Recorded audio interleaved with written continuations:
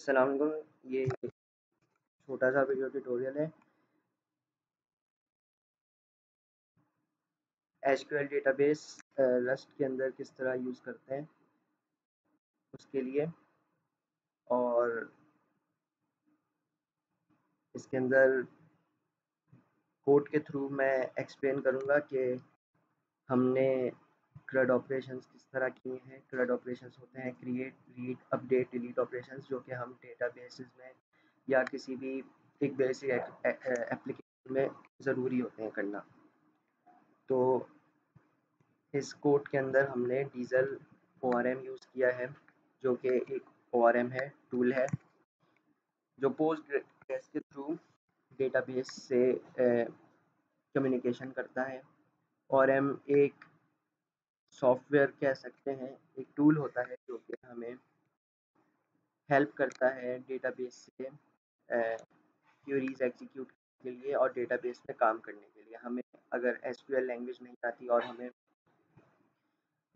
सिर्फ लैंग्वेज के अंदर रह के ही काम करना और हमें SQL से काम नहीं लेना, क्योंकि SQL सीखना भी पहले पड़ेगी, तो उसके लिए हमें एक ORM यूज़ कर सकते हैं। हम object relational mappers full form होती है ORM की, तो हम यूज़ कर सकते हैं। रस्ट के अंदर ये ORM जो है वो है डीजल, जिसके हमने देखिए एक्सटेंड हमने इंपोर्ट करवा लिया है यहाँ पे, और हमने दूसरी इंपॉर्टेंट इंपोर्ट्स करवा ली हैं जो कि हमें ज़रूरी है आगे। अब हमें सबसे पहले कुछ भी शुरू करने से पहले डेटाबेस के साथ कनेक्शन बनाना होगा। हम सबसे पहले अपना मेन फंक्शन देख लेते हैं। उसके अंदर हमने सबसे पहले यही होगा कि हम कहेंगे कि वेलकम। मैंने जो डेटाबेस बनाया है वो एक ग्रोसरी स्टोर का है, जिसके अंदर हम ग्रोसरीज आइटम स्टोर करेंगे, रीड करेंगे, अपडेट करेंगे और डिलीट करेंगे। तो सबसे पहले काम ये हो रहा है इसके अंदर कि हम शो करवा रहे हैं यूज़र को कि वो क्या कीवर्ड लिख सकता है, तो क्या ऑपरेशन होंगे। तो ये उसका काम है, ये बेसिक सा। और फिर हमने एक वेरिएबल सेलेक्ट कर लिया जिसका नाम है कमांड, और उसके अंदर हम वो कमांड लेंगे जो कि यूज़र टाइप करेगा, जो कि इनमें से इस 5 कमांड में से कोई एक होगी। और फिर हमने मैच का कीवर्ड यूज़ किया है और हम देख रहे हैं कि यूज़र ने क्या टाइप किया है। अगर उसने इन पाँचों के अलावा कुछ और टाइप किया होगा तो कह देगा कि this is not a correct keyword. और ये सब लूप के अंदर हो रहा है, ये सब लूप के अंदर हो रहा है, और लूप से उसी वक्त ब्रेक होगा जब यूज़र जो है एग्जिट लिखेगा, तो लूप से ब्रेक हो जाएगा और प्रोग्राम एंड हो जाएगा। अगर यूज़र शो करता है, अगर उसने रीड करना है कि हमारे उसके अंदर डेटाबेस के अंदर क्या क्या प्रोडक्ट्स हैं, तो शो का कमांड लिखेगा जिसके थ्रू शो ग्रोसरीज वाला फंक्शन रन होगा, जो कि सबसे ऊपर है, ये रहा।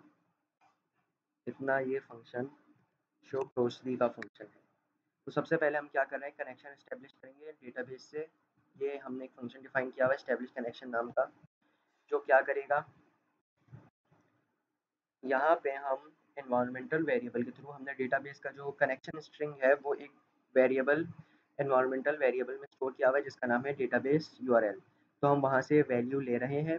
ये रस्ट का सिंटैक्स है, ये हम रस्ट के अंदर ये डीजल का सिंटैक्स नहीं है, ये डीजल का सिंटैक्स है। ये हम डेटाबेस के साथ कनेक्शन बना रहे हैं, क्योंकि हमने सारे काम करने होंगे उसके लिए कनेक्शन बनाना ज़रूरी है। तो यहाँ पे ये काम हो रहा है इस पूरे फंक्शन में, तो हम यहाँ पे बेसिकली यही कर रहे हैं। फिर हम रिटर्न हो जाएगा, हमें एक वैल्यू रिटर्न होगी फंक्शन से एस्टेब्लिश कनेक्शन से, जो कि हम कनेक्शन वेरिएबल में स्टोर करवा रहे हैं। फिर एक अब हमें क्यूरी करनी है वो सब आइटम्स जो कि हमारे डेटाबेस में है। तो उसके लिए हम क्या करेंगे, ये लिखेंगे। अब इसके अंदर स्कीमा एक मॉड्यूल बन जाता है हमारे पास जब हम डीजल को सेटअप करते हैं, स्कीमा नाम का, जिसके अंदर हम ये मैं खोल के दिखा देता हूँ, हमारी सोर्स फाइल के अंदर ही बन जाता है, ये रहा, जिसके अंदर हम सारी टेबल्स स्टोर होती हैं जो कि हमने बनाई हैं। ठीक है, मॉडल्स जो हमने बनाए हैं वो इसके अंदर स्टोर हो जाते हैं स्कीमा के अंदर। ये हमने मॉडल्स बनाए थे, एक ग्रोसरीज के नाम से और एक न्यू ग्रोसरी के नाम से, तो सब स्कीमा के अंदर स्टोर हो जाएंगे। और फिर हम वहाँ से कह रहे हैं कि ग्रोसरीज नाम का एक मॉड्यूल है, उसके अंदर जो वो टेबल है उसके अंदर से लोड कर दो सब जो भी कुछ है उसके अंदर, और वो कहाँ लोड कर दो, किस डेटा टाइप में, ग्रोसरीज के डेटा टाइप में जो हमने यहाँ डिफाइन की, आईडी आइटम नहीं, ये सब जो है वो ये सब जो इसकी फील्ड्स हैं ये रिलेट करती है हमारे डेटाबेस के अंदर जो टेबल है ग्रोसरीज नाम का, उसका नाम भी ग्रोसरीज है, उसके अंदर भी इसी नाम के कॉलम्स होंगे। फिर हम एक्सपेक्ट कर देते हैं कि अगर कोई एरर हो जाए तो वो एरर ये रिजल्ट रिटर्न करेगा, रिजल्ट की इनम जिसको हम एक्सपेक्ट के थ्रू हैंडल कर सकते हैं। फिर जो रिजल्ट रिटर्न हुए तो हम ये खूबसूरती के लिए किया था ये। अब हम देख रहे हैं कि अगर रिजल्ट्स के अंदर जो भी सब स्टोर हुआ है अगर उसकी लेंथ जो है वो 0 से ज़्यादा है तब ये काम करे।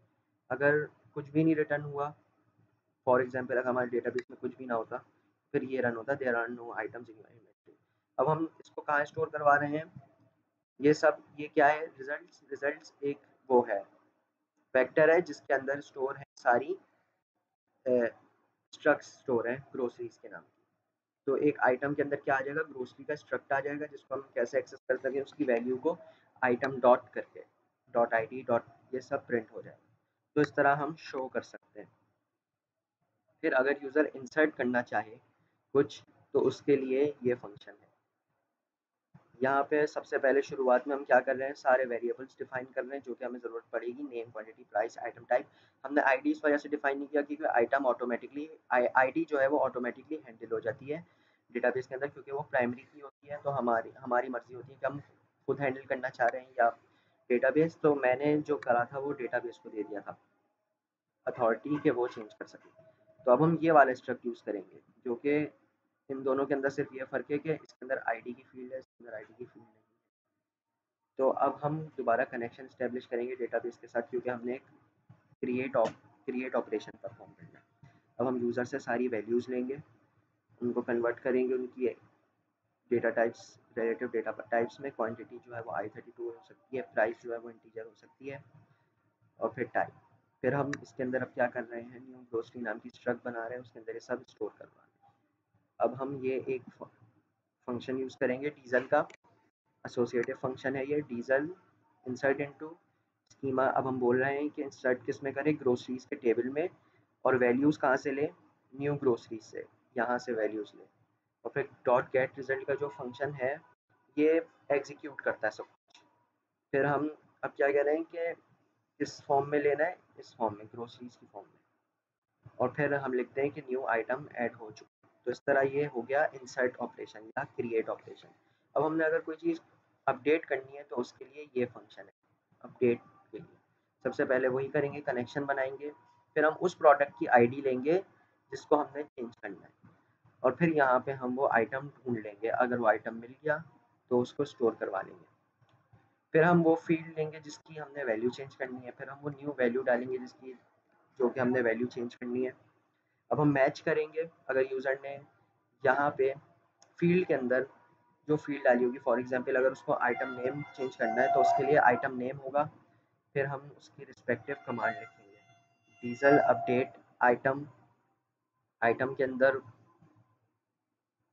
वो स्टोर है, वो कॉलम या वो रिकॉर्ड स्टोर है जो कि हम चेंज करना है, जो हमने गेट किया था आईडी के थ्रू। फिर हम उसको सेट करेंगे यहाँ से, इस वाली कमांड से, न्यू वैल्यू, फिर गेट रिजल्ट वो एग्जीक्यूट कर देगा सब कुछ। और फिर हमें अगर रिटर्न हुआ, कोई वैल्यू रिटर्न हुई तो हम सक्सेसफुल है, और अगर उसको फॉर एग्जांपल वो आइटम ना मिला क्योंकि हमने आईडी वाले डाली तो कहते हैं कि प्लीज़ एंटर द करेक्ट, वही सब फिर यहाँ नीचे हो रहा है। फिर उसके बाद हम आखिर में लिख देंगे प्रिंट एन अपडेट सक्सेसफुल। ये हर फील्ड के लिए, आइटम नेम के लिए, item type, quantity, price. ID नहीं चेंज कर सकते, यूज़र को इजाज़त नहीं है कि वो आईडी चेंज करें किसी भी उसकी। ग्रोसरी डिलीट करने का ऑपरेशन बहुत ही सिंपल है। इसके अंदर कनेक्शन बनाएंगे, वो आईडी देंगे जिसको डिलीट करनी है, और फिर ये वाली कमांड एग्जीक्यूट कर देंगे जिसके थ्रू जो है वो आइटम डिलीट हो जाएगा।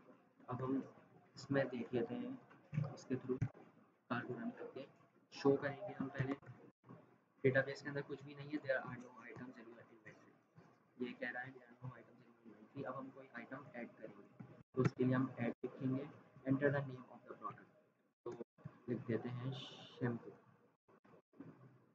अब हम कहेंगे enter the quantity of the product, कितनी क्वांटिटी में है वो प्रोडक्ट, तो हम लिखते हैं 50। अब price of the product 200। Enter the type of the product, ये यूटिलिटी है, एक ज़रूरत है तो उसके लिए हम यूटिलिटी टाइप, ये कह रहा है कि न्यू आइटम एडिट। अब हम डेटाबेस में देख भी सकते हैं इसको, ये आ गया हमारे पास, क्योंकि मैंने पहले भी काम किया हुआ था इस वजह से ये ID 6 दे रहा है, 1 नहीं दे रहा, क्योंकि मैंने पहले भी स्टोर करके डिलीट कर दी थी इस वजह से। और फिर हम और भी ऐड कर सकते हैं अगर चाहें तो, हम ब्रेड डाल सकते हैं, quantity of the product 20, 50, type of the product, इसको हम बेकरी की टाइप करते हैं क्योंकि बेकरी से रिलेटेड। फिर हम इसको शो करें अगर यहाँ पे, तो ये 2 आइटम्स आ गए, एक शैम्पू और एक ब्रेड। अब हमने फॉर एग्जांपल ब्रेड की हमने प्राइस चेंज करनी है, 50 से 70 करनी है, तो हम उसके लिए चेंज का कीवर्ड लिखेंगे, चेंज, और हम फिर आईडी डालेंगे, ब्रेड की आईडी है 7, तो हम यहाँ पे डालेंगे 7। Enter the name of the field that you like to change, हम लिखेंगे प्राइस चेंज करनी है और हम उसकी वैल्यू डालेंगे कि नई वैल्यू क्या है, उसकी 70 है। Update successful. अब अगर हम शो करें तो देखें यहाँ पे प्राइस चेंज हो गई, पहले 50 थी अब 70 हो गई, पहले 50 थी अब 70 हो गई। अब हमने डिलीट करना है कुछ, तो हम उसके लिए करेंगे डिलीट, और फिर उसकी आईडी जिसको डिलीट करना है, तो हम शैम्पू को डिलीट करेंगे जिसकी आईडी 6 है, हम 6 लिखेंगे और ये कह रहे हैं 1 आइटम डिलीटेड। अब हम शो करेंगे तो ये कहें, ये देखें यहाँ पे सिर्फ ब्रेड दिख रही है लेकिन शैम्पू नहीं दिख रहा। तो ये थी छोटी सी एप्लीकेशन, और इसको एक्सेस करने के लिए हम सिंपल एग्जिट लिखेंगे, फिर इस तरह से हम करेंगे। ओके, अल्लाह हाफिज़।